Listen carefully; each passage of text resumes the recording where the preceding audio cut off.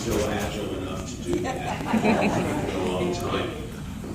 I'm very happy with the timing of this because the movie you're about to see was one that suffered because it came out at a time when musicals were still sort of on the outs in the fall of 1932. And of course, we just saw the promotional short for the 42nd Street Special, the promotional train that Warner's did with General Electric. And 42nd Street, of course, was the film that almost single-handedly brought musicals back when Roosevelt was inaugurated in the spring of 1933. Something that they didn't say in this short, well, you didn't see Tom Mix was actually part of the entourage also, although he wasn't in this. And I think it was Lyle Talbot that later said that the actors on the train were grumbled a lot because they could see very clearly that Tom Mix's horse was being very much better treated than they were. But Phantom President, 42nd Street was timed to premiere at the time of Roosevelt's inauguration. Of course, inaugurations back then were in March, not January. But Phantom President was timed to be released during the presidential campaign in 1932. And Paramount had intended that very, very deliberately because, as you see, it is a political satire.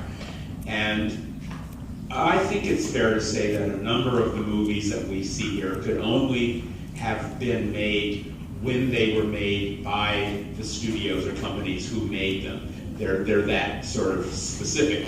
And this film certainly qualifies for that.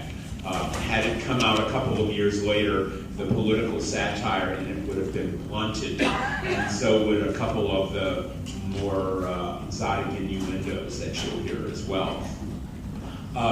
And people have asked me, is it good? How do you answer the question, is it good?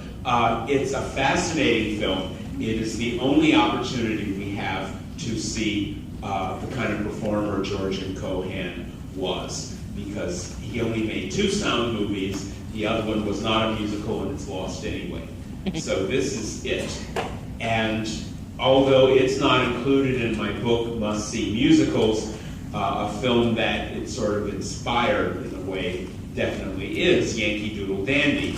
And when you see Cohan dance in this movie, as he does in the medicine show sequence, you will see exactly what Cagney took from it, and how you get to see one great performer paying tribute to another.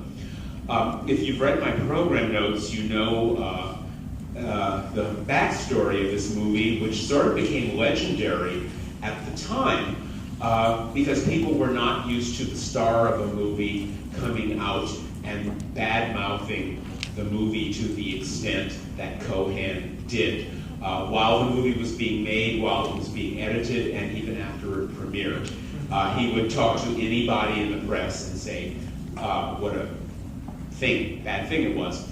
And that had more to do with his own ego and the fact that he had only been contracted to star in the movie, not to write the script or the songs or possibly photograph it, edit it, and everything else. Because he was that kind of take-charge person.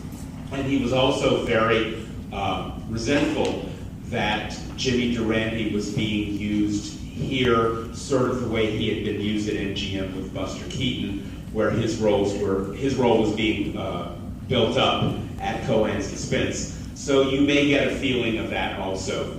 And you'll also get the feeling that you wish Claudette Colbert was in it more, because she's delightful and she's gorgeous, but she was also making the sign of the cross at the exact same time, going back and forth between ancient Rome and Washington, D.C.